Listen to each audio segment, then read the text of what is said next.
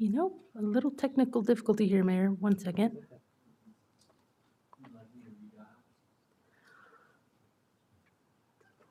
Let me see here.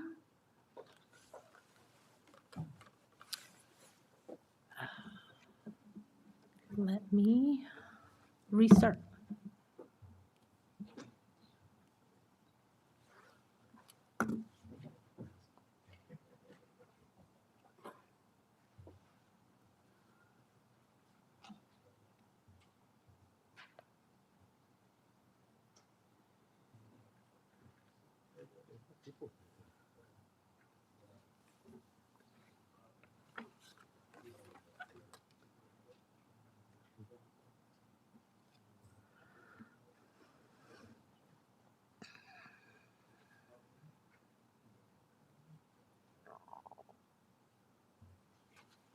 Okay, Paul, can you try pressing star one more time?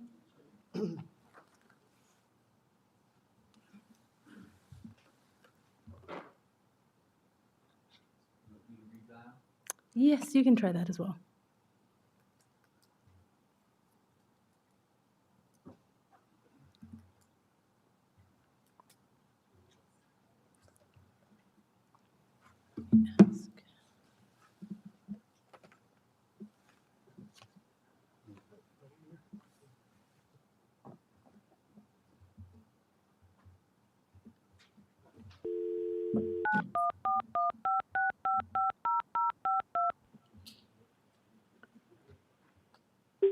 Please enter your access code followed by the pound or hash sign.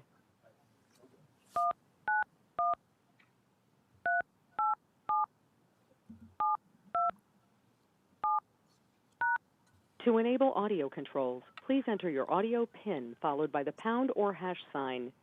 If you do not have a PIN, just press pound or hash.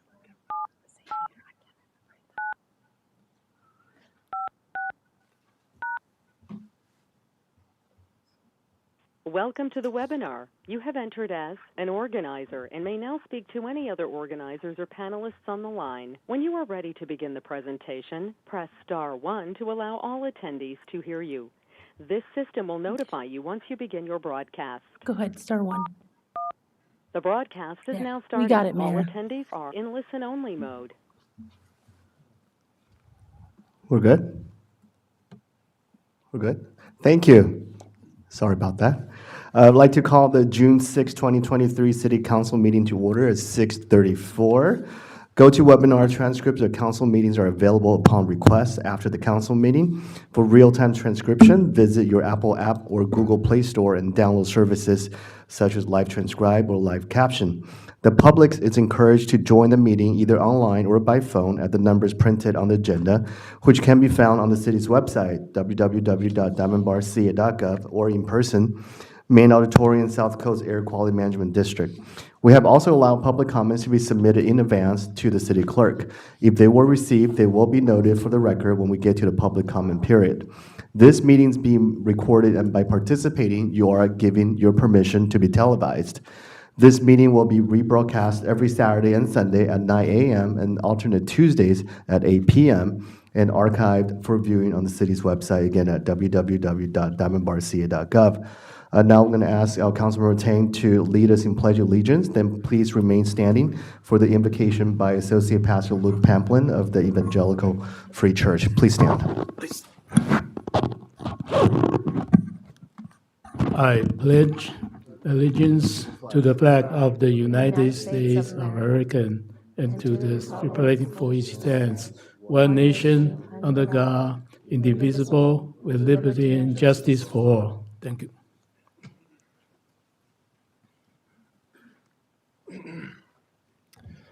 Please bow your heads with me for a word of prayer. Dear Heavenly Father, thank you for this opportunity to pray for the city of Diamond Bar. We appreciate this city. It's our home, God, but it's a beautiful one, and so thank you.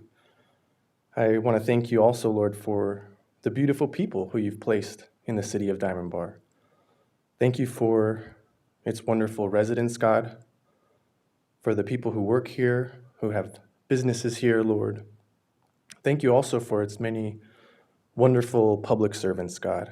Thank you for our mayor, our city council members, our police officers, God, our firefighters, and so many others who work very hard behind the scenes, Lord, to benefit the city of Diamond Bar, God.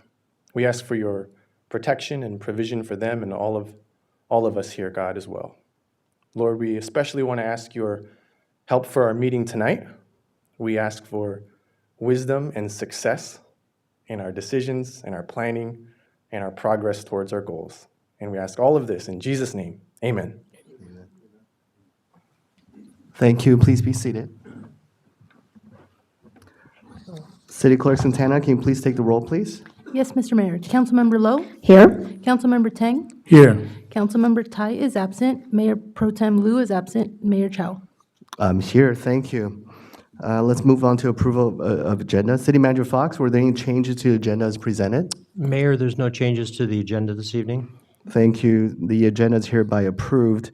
Let's move on to item number 1, special presentation, and we have our friend Michael Cacciati here with us.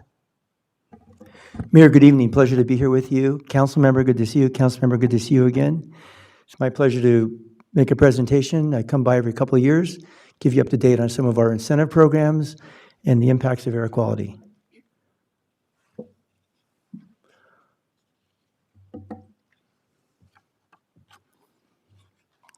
So Mayor, as you know, I'm your representative on arguably the largest air pollution district in the nation and represent 34 cities from Santa Cruz, Burbank, Glendale, all the way to Claremont, including the foothill cities, 60, 10 freeway, 2 million people, 2 million residents in the 34 cities. The AQMD himself, as you know, represents actually the 4 counties of LA, Orange, San Bernardino, Riverside County, 17 million people in total. If you look back, the background, they were formed around 1976 after the Federal Clean Air Act, and EPA was formed to clean up the air, meet national ambient air quality standards. Important issue on the top right, we permit 28,000 sources of pollution, and I'll talk about those in a moment. At the bottom, 1/3 of all U.S. containerized cargo comes through our area. Next. I'll do it. Great. So we're responsible on the left category for all stationary sources, which are 20% of all the pollution in our basin. And these are where we give permits to operate. So if you look at cleansers, solvents, paints, auto body paint shops, auto body collision center. About 5-6 years ago, one of your auto body Diamond Bar Collision Center came to me. They wanted a permit for a new spray paint booth. And they were going through the process taking months. So I sat down with them, brought them over here. We met, got it issued. It took a while because it was across from the school, which is a sensitive receptor, and we had to do a lot of public noticing. Power plants, oil refineries, gas stations. Sometimes one refinery might have 1,000 permits. Large boilers, one of the oil refineries in Wilmington just voluntarily surrendered one of their large boilers, which was 270 feet long and a source of many tons of pollution a day as they're cleaning up their act. On the right, this is what's really concerning. We don't control this. EPA does, and the state, Mayor, it's these mobile sources, ocean-going vessels, airplanes, trains, not only the freight trains that go by every day, but also the passenger train I just got off the Metrolink, and those are diesel polluting trains. Trucks, off-road equipment, farm equipment, your lawnmowers and things like that, cars. Go next. So here's why we're passionate about this, because air pollution, this is 2 forms. On the left, we don't meet federal standards for these 2 sources of pollution.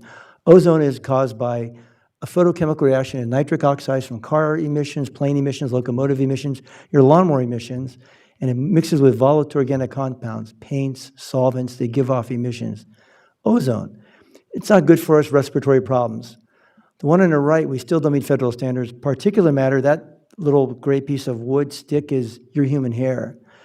And that blue globe on there at the bottom, when we all came in here, we kicked up dust. And sometimes I'll do this when I go to the high schools and talk. We'll take a little air monitor, and I say, when you walked in, you kicked up particulate matter 10. But your body can fight that off.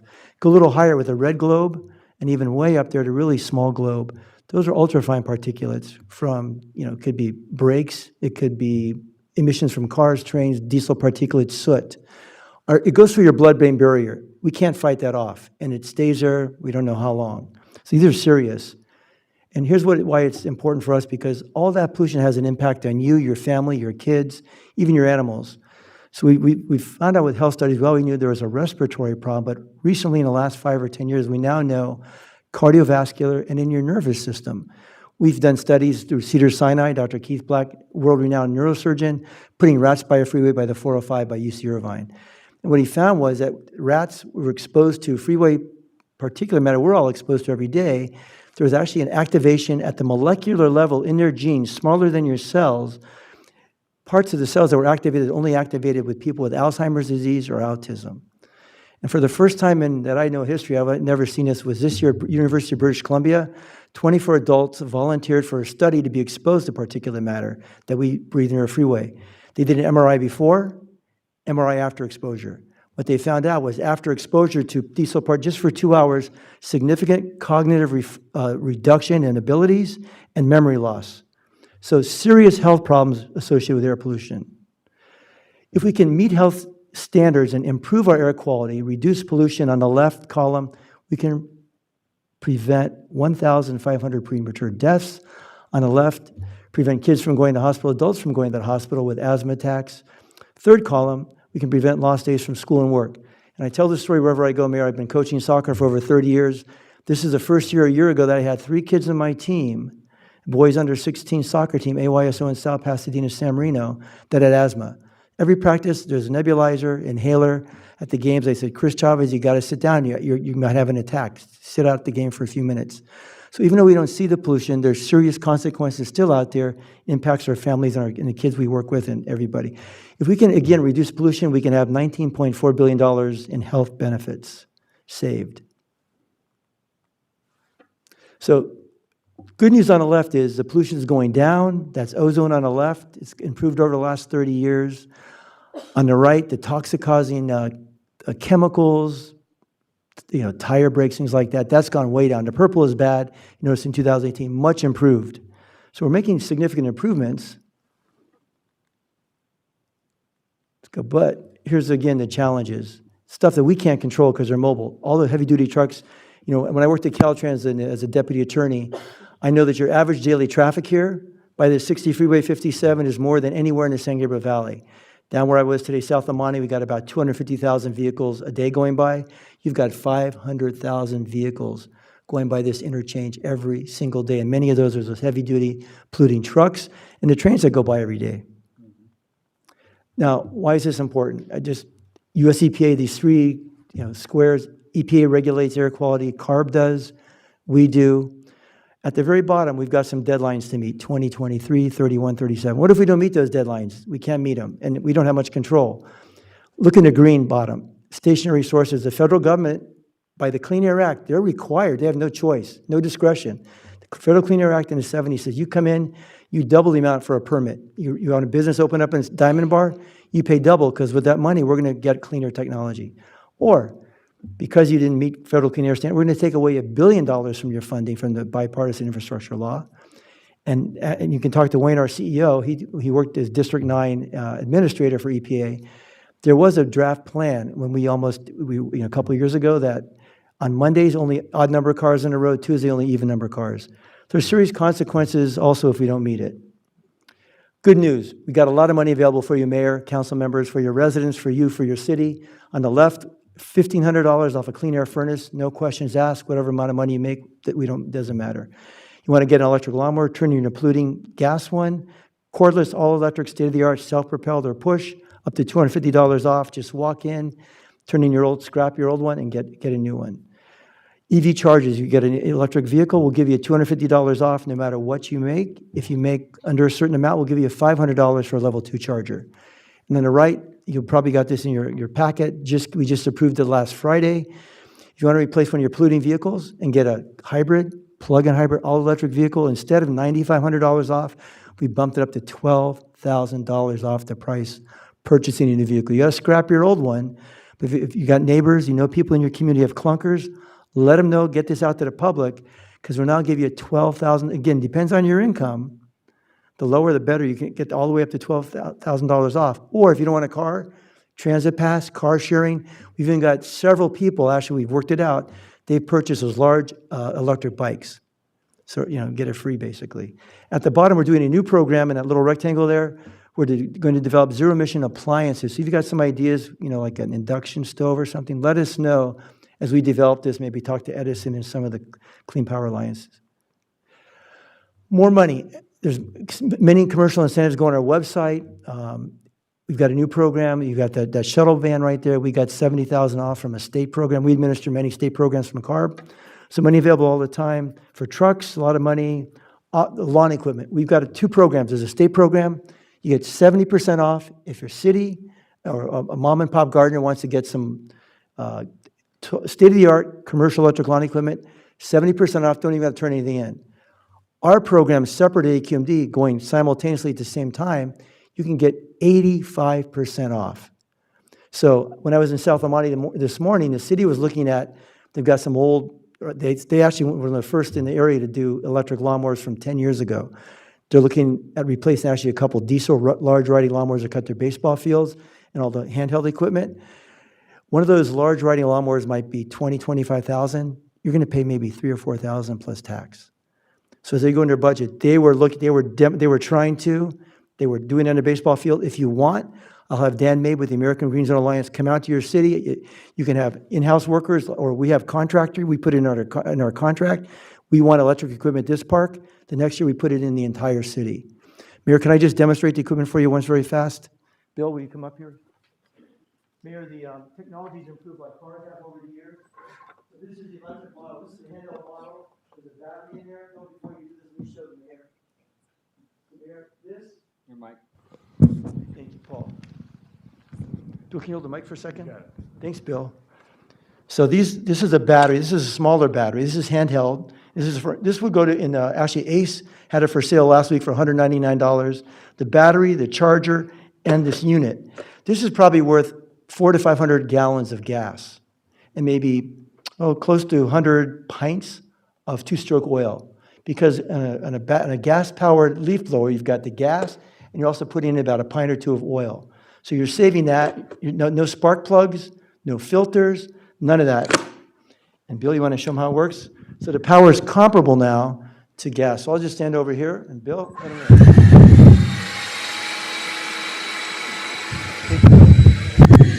Thanks. Thank you, Mayor.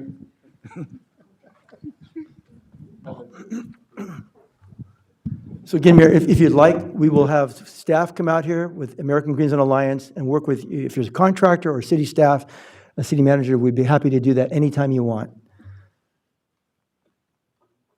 Now, Mayor, this is money that's on your car registration, and so there's every person in every city, depending on how many people have cars, you get $4 on every car comes. 40% goes to the city, 30% to AQMD, and 30% to the middle group, the Mobile Source Air Pollution Reduction Committee. So every quarter, you keep getting money in. Every time a resident registers a car, you get 40% of that $4 every single year. And every 3 months, it keeps coming in. So you've used almost $1 million in the last 15 years or so, getting vehicle equipment, charging stations, which is great. I saw your chargers across the street, your level 2, those are great. These programs, Carl Moyer, that comes up every year, a couple more months. They just closed it. But that's where you get millions of dollars for getting public works vehicles, larger trucks, things like that. In the middle, you have to apply for these grants, but you've already got $58,000, which is great. Some cities didn't get any. The bottom one, that's where you've got money. That's where your money comes in. And I was mentioning with the city manager earlier, looks like in 2021-22, you dispersed $72,000. So you've probably got about $120,000 sitting in that fund. Some of your reaching projects, EV charging stations, light-duty zero-emission vehicles, heavy-duty, great stuff, mayor, council members, staff, great stuff. But again, the money just keeps coming. Only restriction, it's got to be used to reduce mobile source pollution. Electric chargers, hydrogen fuel cell charging, electric cars, hydrogen fuel cell cars, plug-in hybrids, large electric lawnmowers, transit passes for your employees. Work with our staff to develop things that reduce mobile source pollution. But please use that money up because it just keeps coming. I mentioned I was in a city, I won't mention their name, but they had several turnover on the council and a new city manager and staff. They had $500,000 sitting there. The next day they were on the phone with our staff and they were developing projects before the budget.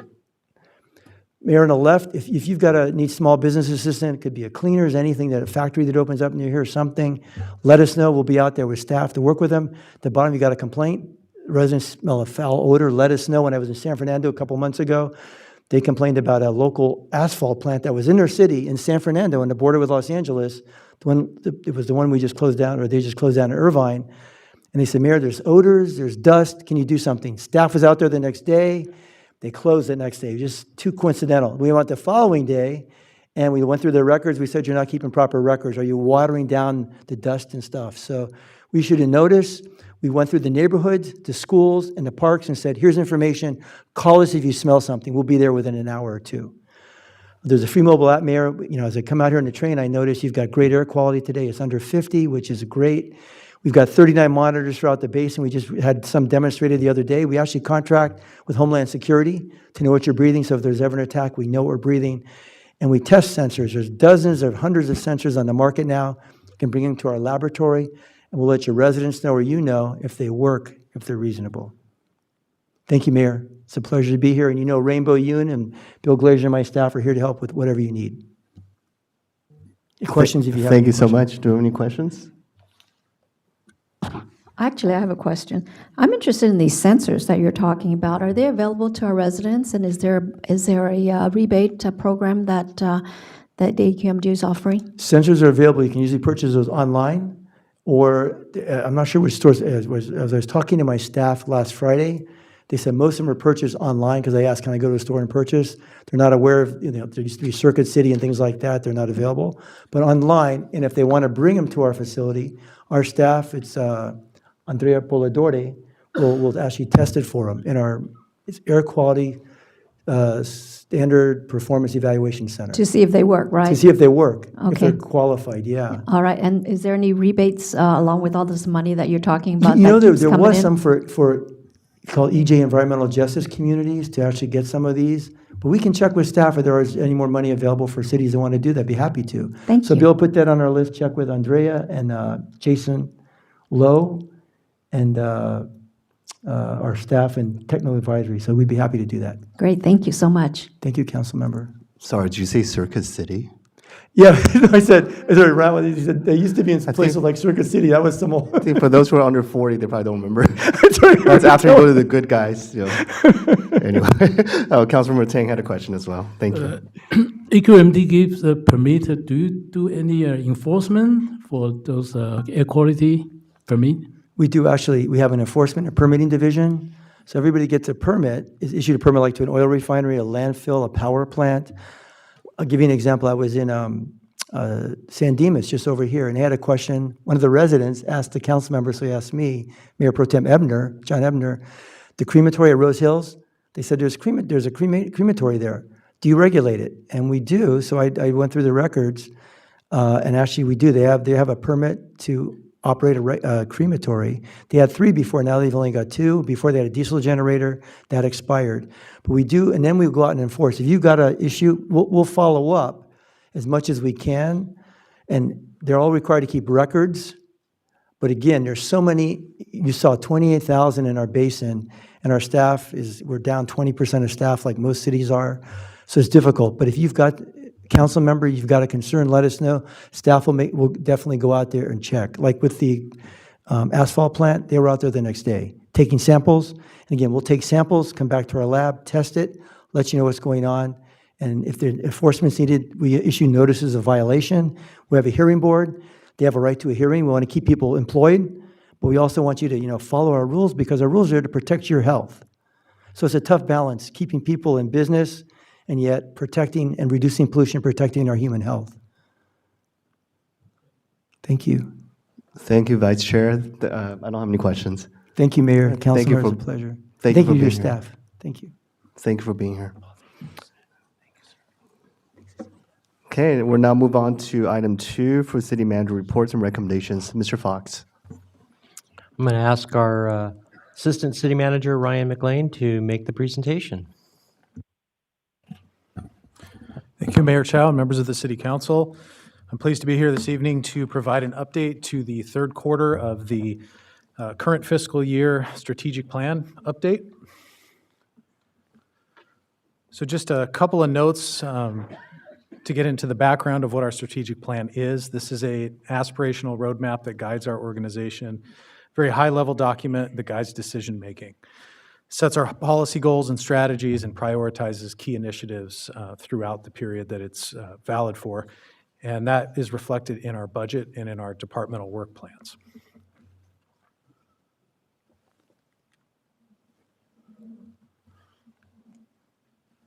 There we go. So there are 3 goals that make up our strategic plan, and the first one is responsible stewardship of public resources.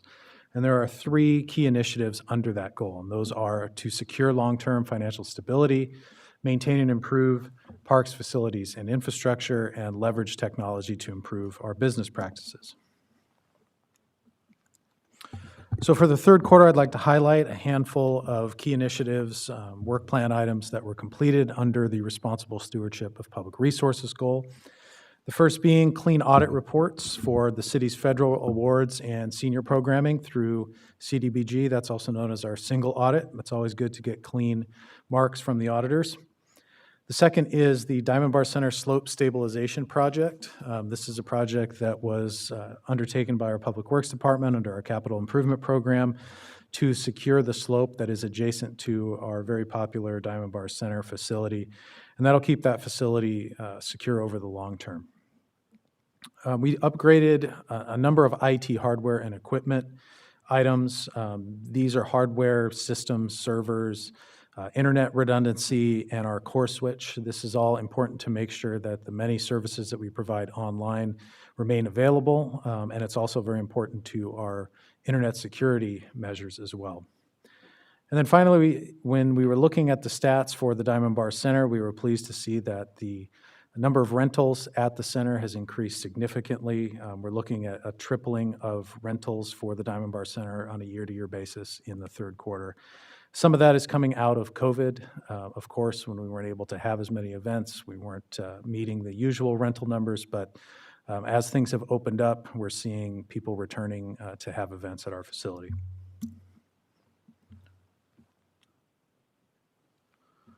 Our second goal is an open, engaged, and responsive government, and with 3 key initiatives again, to enhance community engagement and communication, provide excellent customer service, and to create and sustain a high-performing organization.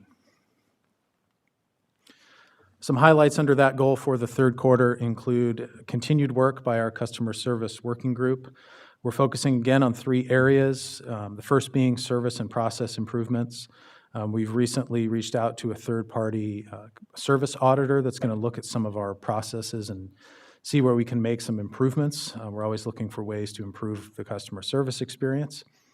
The second is working with our project team on employee engagement efforts to ensure that our employees are engaged in the process of providing great customer service. And then finally, working on an employee mission and values that sort of codifies the reason for why we're here and our customer service first approach as an employee team. The second item is the City Government Explained series. This is a public education and outreach program that we've been operating since January. Once a month, we've been having meetings with members of the public at the Diamond Bar Center, and we go through a number of different topics, including budget, our capital projects, just different aspects of the city's programs and services and how we accomplish those. And then finally, successful recruitments for our commissioners. We successfully completed the application and recruitment process, and the City Council appointed commissioners for their next terms in all 3 of our council-appointed commissions. Finally, the third goal of our strategic plan is a safe, sustainable, and healthy community. And under that, we want to enhance public safety, improve mobility, and enhance quality of life and support environmental health. So the first key initiative that I'd like to highlight from the third quarter is the Town Center Specific Plan. This process has continued. Most recently in the third quarter, there was a joint City Council and Planning Commission meeting, lots of public engagement and participation in that process. And at that meeting, our staff and consultants were given direction by the Council and the Planning Commission to proceed with a concept plan. And the work on that is continuing, and there'll be more public meetings throughout the rest of the year before it comes forth for council approval later in 2023. The Grand Avenue and Golden Springs intersection enhancement project, I think everybody has seen that work continuing. We are thankfully reaching the end of that. That project is expected to be completed in the summer. And so in the third quarter, one of the highlights of that project was completion of the tunnel that goes under the bridge. And again, that should be completed here this summer. We also began procurement on the bus stop shelter replacement project in the third quarter. At this point now in June, you've probably seen some of the work being installed on our streets. A nice improvement over the previous ones with a nice city logo, LED lighting, and so forth. And then finally, the Canyon Loop Trail Phase 1 project was completed. That includes trail improvements throughout the Canyon Loop Trail. The second phase we expect to be completed hopefully later this year, and that's the installation of some shade shelters. And so that wraps up my brief overview of some of the highlights from the third quarter of this year. Of course, we continue to make progress on the 21 to 24 strategic plan and look forward to wrapping that up with a fourth quarter update after the new fiscal year begins. And then we will move on to our next strategic plan, and we'll continue to provide regular updates to the council and the public, both at meetings like this one and in print form and digital form on our city website. And so if there are any questions, I would be happy to answer them. Thank you. No questions, but thank you so much for the presentation. Thank you. We'll move on to item number 3, public comments. Public comments, the time reserved on each regular meeting agenda to provide an opportunity for members of the public to directly address the City Council on consent calendar items or other matters of interest not on the agenda that are within the subject matter jurisdiction of the Council. Although the City Council values your comments, pursuant to the Brown Act, members of the City Council or staff may only briefly respond to public comments if necessary, but no extended discussion and no action on such matters may take place. There is a 5-minute maximum time limit when addressing the City Council. At this time, I'll call up speakers who have submitted speaker cards. First, then City Clerk Santana will ask those callers on the line who wish to make comments as well. And so far, I have 2 speaker cards. So if you're in the audience and you wish to speak, you can still submit your speaker card. Let's start with Neff Cortez. Mr. Cortez.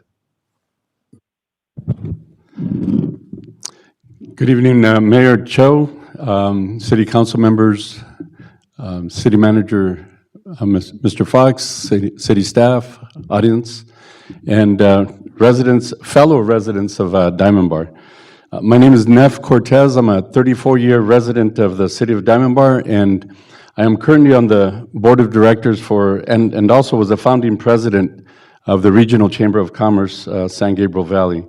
And I'm here to speak in support of the proposed 2023-2024 city budget with an inclusion of funding support for the chamber.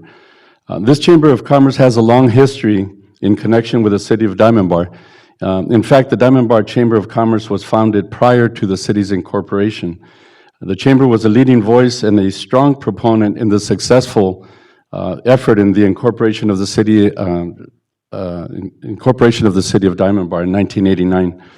The roots of our relationship are not known to most, including many present here in this hall this evening. And on a personal note, I remember sitting here in this auditorium at a candidates forum back in 2005 when the Honorable Steve Tye was first campaigning for and was elected to City Council, and I think I was sitting right about here. And boy, time sure flies, doesn't it? In 2006, the respective boards of the Diamond Bar, the Walnut, and the Rowland Heights Chambers of Commerce merged together and became the Regional Chamber of Commerce, San Gabriel Valley. I was proud to serve as the founding president that year.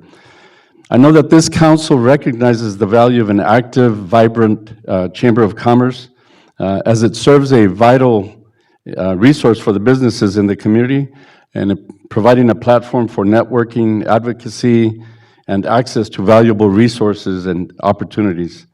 The Board of Directors of the Regional Chamber of Commerce, San Gabriel Valley, appreciates your support of the Chamber and the business community as a whole. And on behalf of President Ken Liebman and Vice President Laura James with the Suburban Water, sorry. We want to thank you on their behalf and on behalf of the Board of Directors of the Chamber of Commerce and the other businesses in the city. Thank you. Thank you, Mr. Cortez. Next, I have Cynthia Yu. Please come up.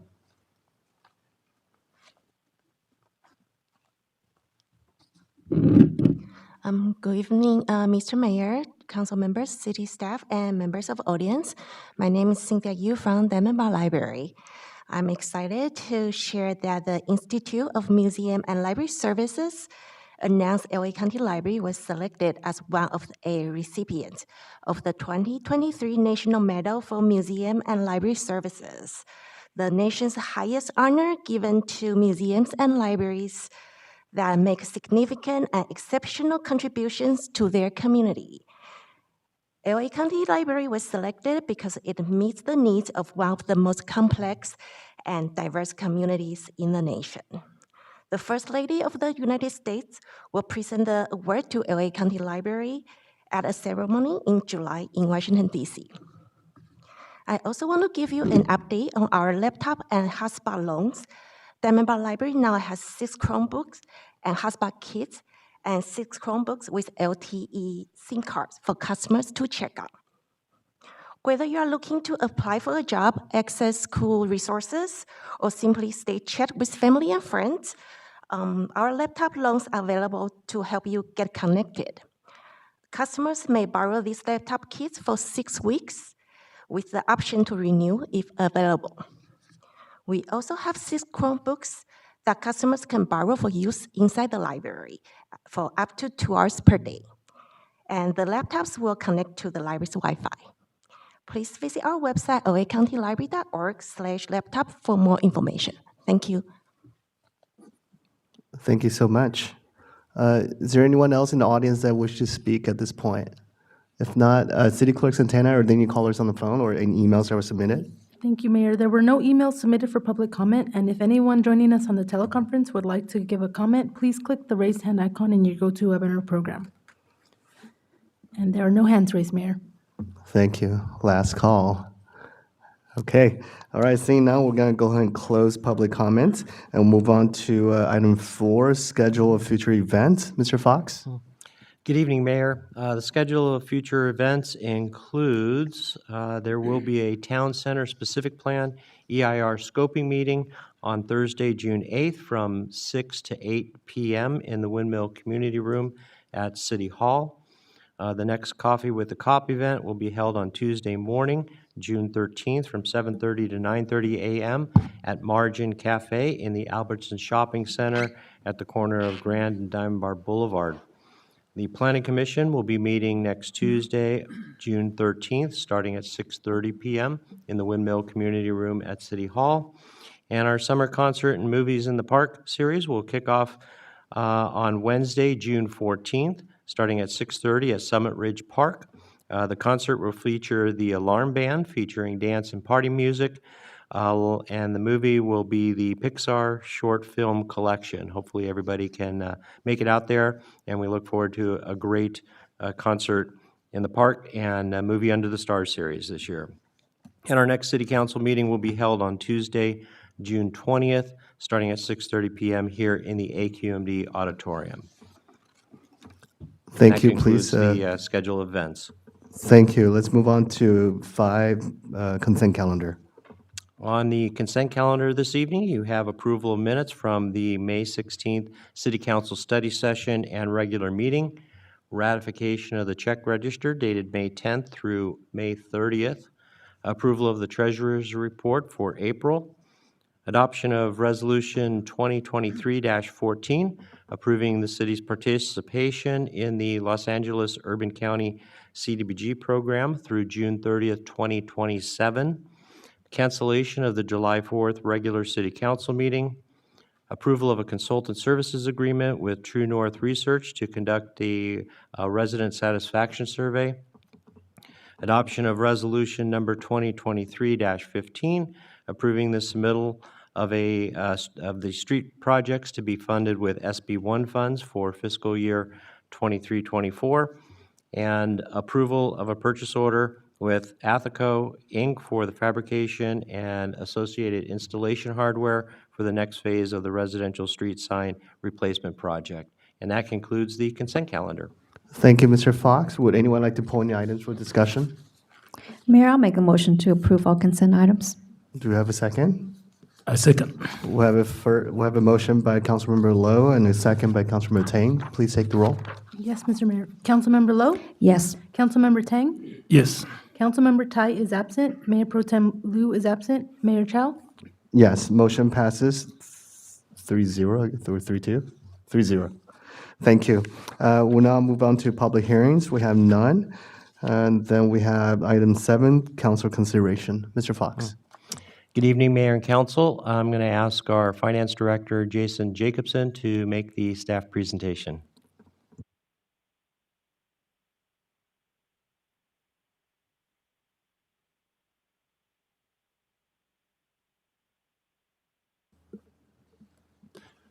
Thank you, and good evening, City Council members.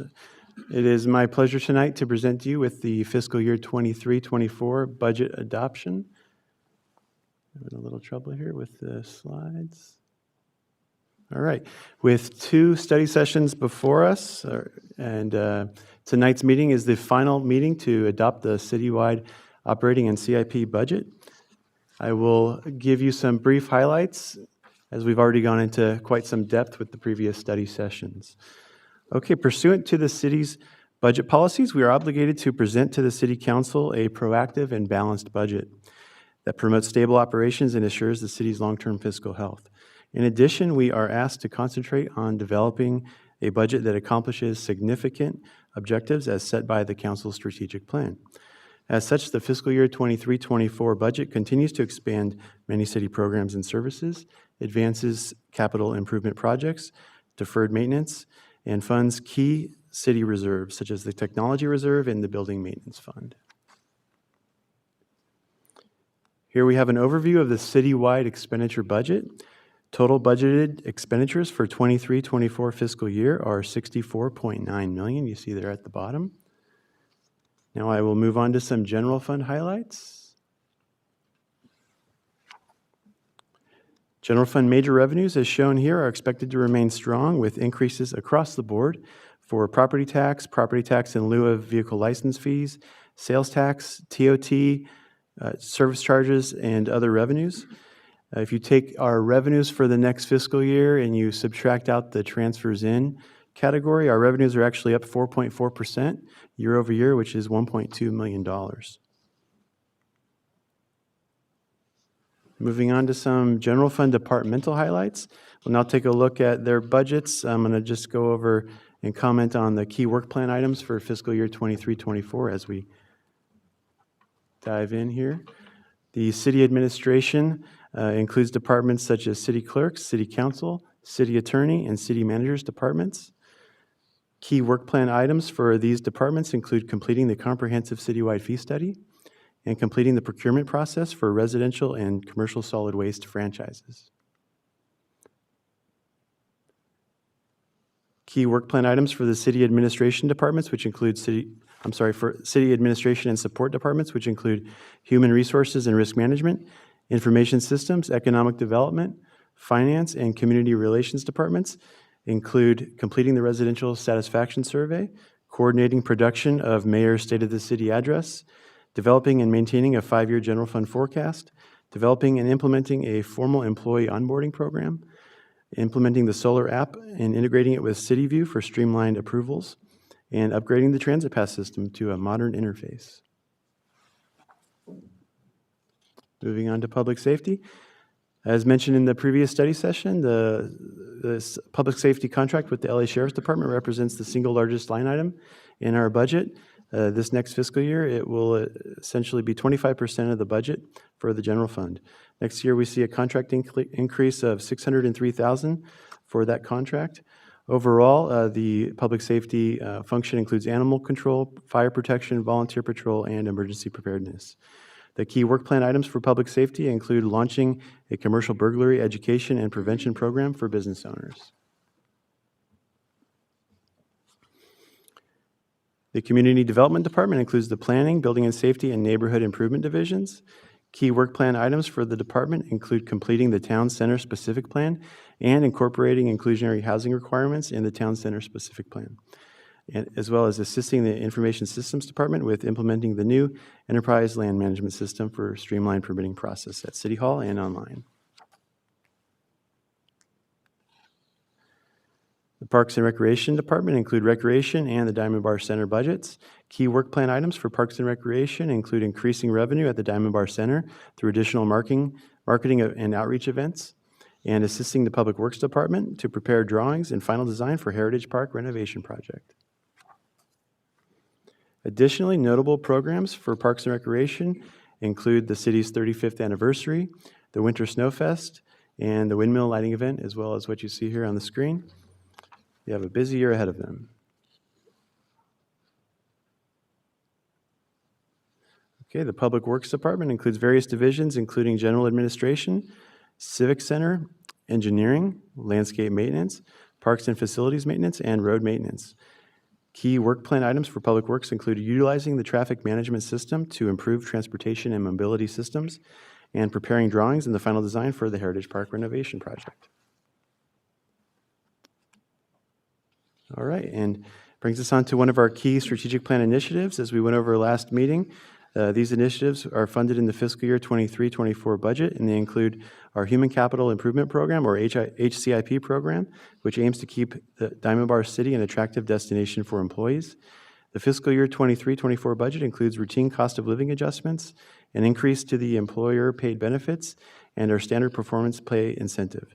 In addition, starting next year, we are proposing that we observe the Martin Luther King Jr. holiday. Lastly, we will formally change the name of the Public Information Division to the Community Relations Division. In addition to these items, as mentioned in the agenda report, we have various reclassifications for 5 personnel and 5 new employees, or 5 new personnel positions added to the budget next fiscal year, bringing our total count to 65 full-time employees. All in, the costs for these key initiatives are shared between the general fund, which will share about 66% of the cost, with the remainder supported by the special revenue funds. And that brings us to our general fund ongoing surplus. We are proposing a surplus of $326,504. This is an ongoing surplus and does not include the one-time use of fund balance, which I will talk about on the next slide here. Okay, so the fiscal year 23-24 budget, as you know, proposes a use of fund balance reserves for various one-time projects listed here. These projects in total sum to $1.6 million. We will fund these projects with the $326,000 surplus, as previously mentioned, and the additional use of undesignated reserves from the general fund in the amount of $1.3 million. These reserves are essentially just savings from the prior years and are there for City Council's pleasure. And that brings us to our other funds outside of the general fund. I wanted to highlight our new fund, our Homelessness Response Fund 107. This fund will be used to centralize our costs associated with these services. This fund will receive initial funding next fiscal year in the amount of $50,000 by way of a transfer from the general fund. Special revenue fund highlights include the landscape districts. These districts in total have a combined contribution from the general fund of $227,000. This is about half of what it was a few years ago before the restructuring of the various districts here. The contributions to 39 and 41 reflect the proportional benefit received by the city from those districts. 39 and 41 also will add some projected funding to their fund balance for future years. The budgeted expenditures for all 3 districts in next fiscal year are mainly spent on landscaping, maintenance services for the districts, as well as operating expenses such as water. And that takes us to our internal service fund highlights. I wanted to highlight our equipment maintenance and replacement fund, which is essentially our technology fund. There's some key items in here, including various server replacements, and most importantly, the Enterprise Land Management System, which has a line item budget here of $1 million, and I believe we're bringing that to the council soon enough for approval of that contract. Another internal service fund I wanted to highlight is our Building and Facility Maintenance Fund, which includes $201,000 for various needed improvements around the city, such as the Diamond Bar Center landscape rehab, replacement gate at City Hall, the Sycamore Park furnishings, and the detention basin landscaping at Diamond Canyon Park.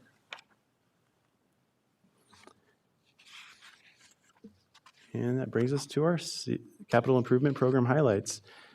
Just a reminder, we had a full study session on the CIP program, so I will briefly go over the program here. It is a very robust program, totaling $12 million for next fiscal year. Key investments include street improvements, and some highlights also include the Diamond Bar Center ballroom upgrade and the main entry door and various door replacements around the Diamond Bar Center. It's important to remember that this program is supported mostly by special revenue funds, with just $1 million coming from the general fund. And mostly this next year's program moves fiscal year 22-23 projects that are in the design phase into the construction phase.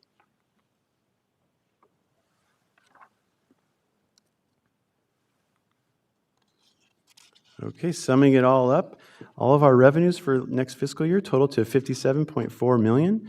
All of our expenditures for next fiscal year total $64.9 million. And with various uses of fund balance, as we've gone over, mostly for one-time projects coming out of the general fund and the special revenue funds, utilizing prior year savings and unspent funds from prior years for those capital improvement projects going forward. And the internal service fund use of fund balance is mainly for the Enterprise Land Management System.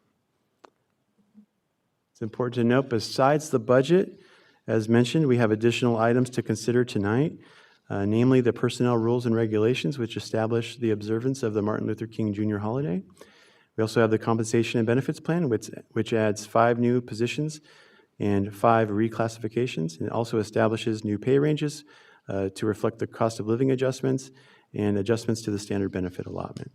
In addition to these items, we have the GAN appropriations limit, which is essentially a limit established in 1979, which is adjusted every year for changes to per capita income and population growth. And this year, our new limit is $59 million. We are far below that limit at only $21 million of our appropriations applying to that limit. And you might ask, why is it so low, $29 million? We have a $64 million budget.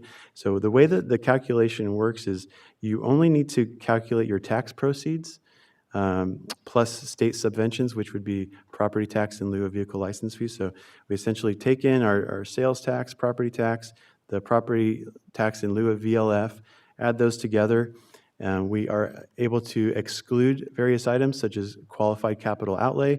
In this case, it's our capital improvement program, the general fund transfer out of $1.1 million. And in addition to that, we can exclude debt service.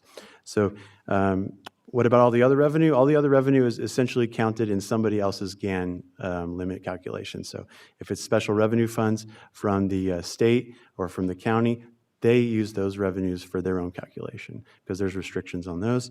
If it's a landscape district, those are exempt from this calculation.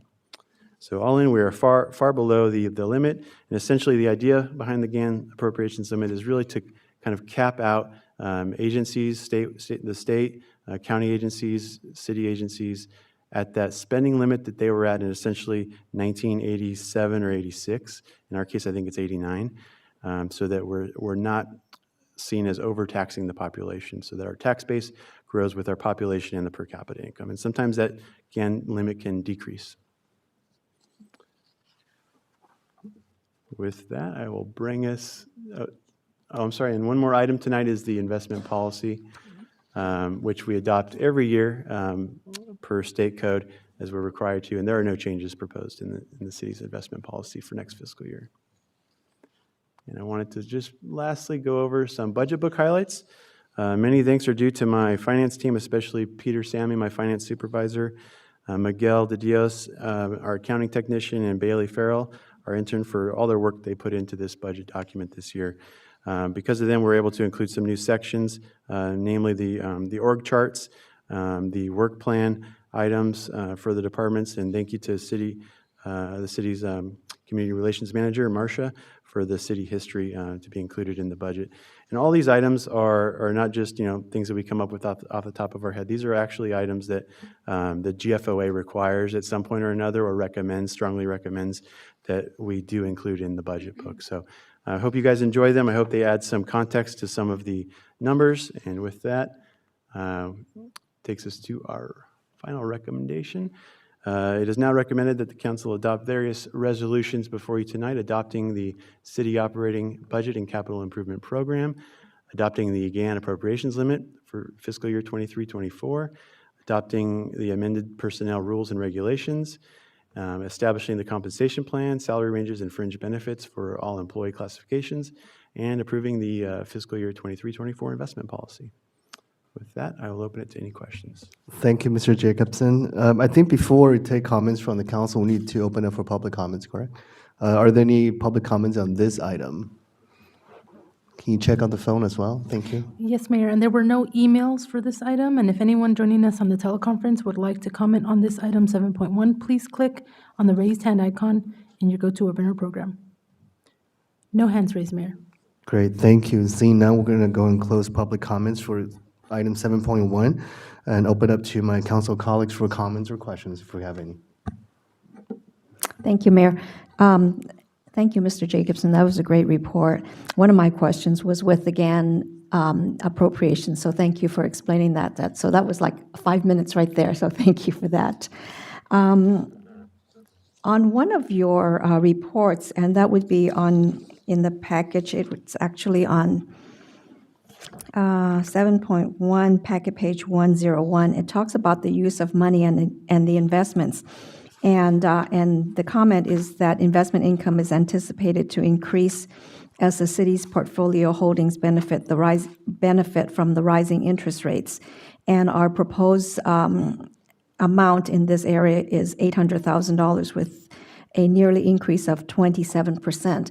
My question is, this $800,000, do we actually get to spend this, or is it part of our budget, or is that for like the following year? No, this is income that is projected to come into our bank account next fiscal year. Yeah. And then does it go into our general fund at some point, or do we reinvest that? This amount here in this section, in this table, is pertaining to the general fund. So the prior year, you might know that rates have gone up quite a bit, so that's why there's such a substantial increase there. And probably being a little bit conservative there, but we want to kind of see where things go. Maybe an adjustment at mid-year will be due, but that is largely the reason for the increase. Okay, great, thank you. And then my other question is, I think that, if we have residents looking at this book, there might be a question, and it's best if you answer it. So we have our general fund, a proposed general fund budget summary, and the proposed amount for 23-24 is close to $32 million, $31,924. And in our use of funds, which is actually on page 172, we have a different number, which is $64,962, so almost $65 million. Can you explain to our anyone reading this book, why is our budget about $32 million, but yet our use of funds on the next page is close to 65? Okay, so I'm sorry, I just wanted to make sure I have the right numbers for you, what you're referencing here. That would be packet page 169, 169. excuse me, versus packet 172.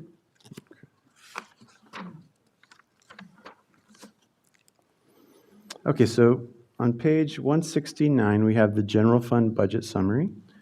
And the total expenditure line item there is sort of at the bottom. Are you looking at the fiscal correct. year 23-24 proposed budget?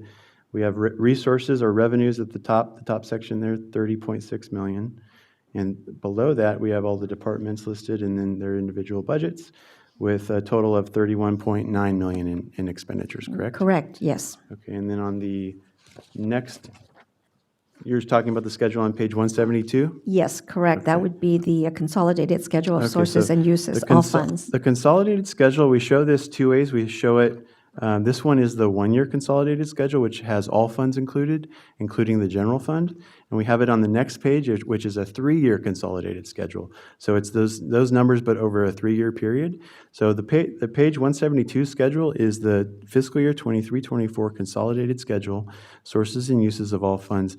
And what that does is it breaks it down into revenues for the general fund, for the CIP fund, for the non-major funds, which in this case include special revenue funds and the special funds, and our proprietary funds, which in this case include internal service funds, like the insurance fund, the vehicle maintenance fund, the equipment fund, and the fiduciary funds, which is our OPEB trust in this case.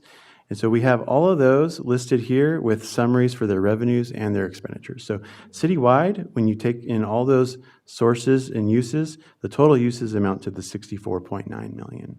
So that is a budget, our citywide budget. And I'd also like to point out, this also includes the transfers out category, which essentially you can consider it as double counting. Every time we transfer to another fund, we change hands with that fund. With that appropriation, it changes hands. You have to count it again in the fund that's receiving it. So essentially, you're counting that twice. So sometimes what you do is you want to just ignore the transfers out column if you want to just look at what is the cash we need on an annual basis, and you would remove that money out. But essentially, overall, all funds together total to $64.9 million. Okay, great, thank you. And my final question was, when you were flashing the screen about the Parks and Rec activities, did you have the Restaurant Week on there? Because I maybe it was just too fast. I might have missed it. See, we certainly have Restaurant Week, but that is under the Economic Development Department. That's why, Okay, yeah. got it. Great, thank you. Sorry, thank you, Ryan. All right, great, thank you. Those are my questions. Thank you very much. Absolutely. My first question is that the gang cap limit, you just mentioned, is to limit the tax. But the city doesn't do any taxation on our citizens, so it's basically by the state, right? So that has nothing to do with us. Is that correct? Correct. The taxes that we are counting in the appropriations limit are the property taxes, which we don't levy, and the sales tax, which the state Bradley Burns tax is not a city tax; it's the state tax which we receive. So these are all the taxes that we're counting. We don't count fees, which is really what our domain includes. You can only count fees to the extent that they exceed the cost of providing the service, and we do not have fees that exceed the cost of providing the service. So yes, exactly, you're right. The taxes that we're counting here are essentially state taxes. So basically, that doesn't cap the tax, but cap the spending to a certain level of the tax, right? So it's not a cap the tax dollars. So the intent is to see what tax revenues we have, and the taxes that we can count are the general taxes that don't have any restrictions. And the idea is that if you can restrict the taxation of an entity, you can therefore, I think, restrict the expenditures of that entity. And so the formula is such that it measures whether or not we're overtaxing the entities based on that original index from 30 years back. We are you're talking about we are overtaxing, not mean we, it means the state. Exactly. Is that So right? Okay. if we had any additional taxes that were provided by the city, then we would essentially add those into the formula, which we don't have those. So. Okay. And my second question is that we have used some reserve for our budget. And does that mean that at the end that our net position will be less after we use a reserve? Net position includes assets, so not necessarily. And it's hard to project the net position at the end of the year. That includes all assets, excludes depreciation expenses. So what I would say is that if we spend everything in our budget that we have appropriated for next fiscal year, you would see the reserve, the undesignated reserves for next year's general fund balance would decrease in that sense, yes.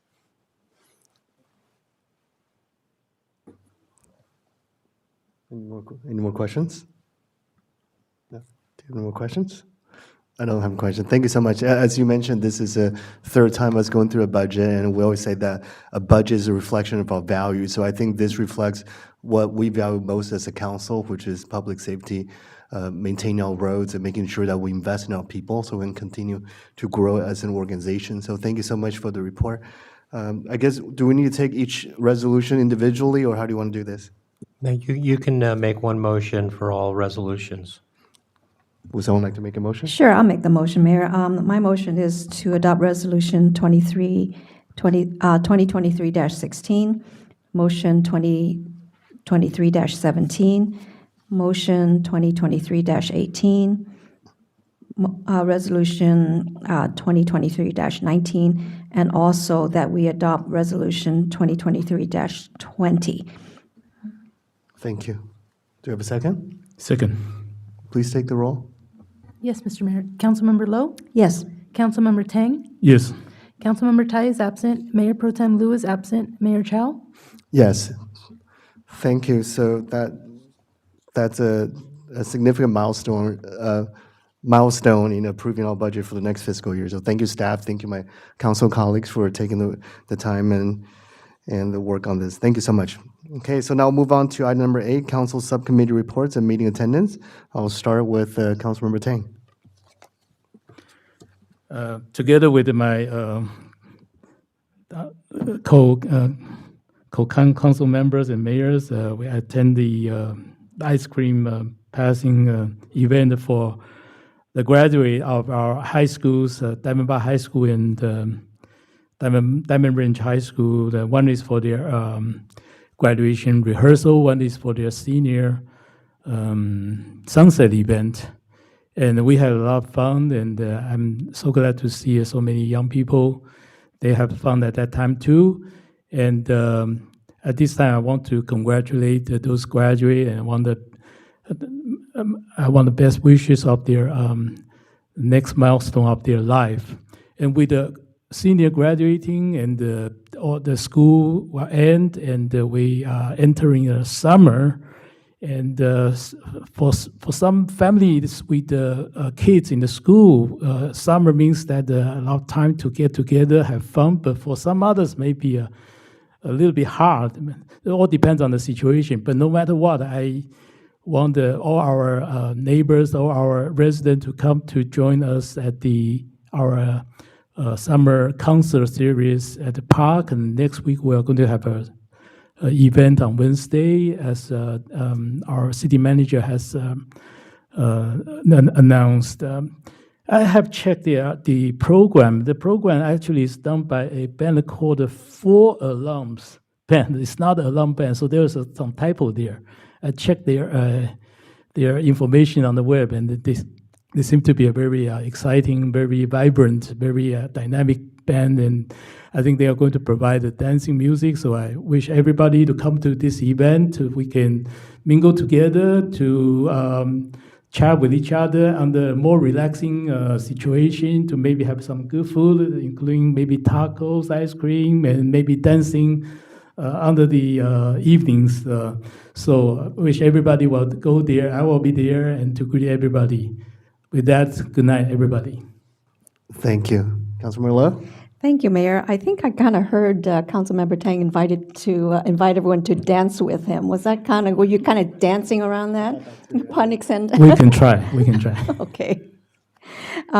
All right, then. That's something to look forward to, and that's just within a week. Thank you, Mr. Jacobson, for you and your staff's very hard work for the excellent presentation with our budget.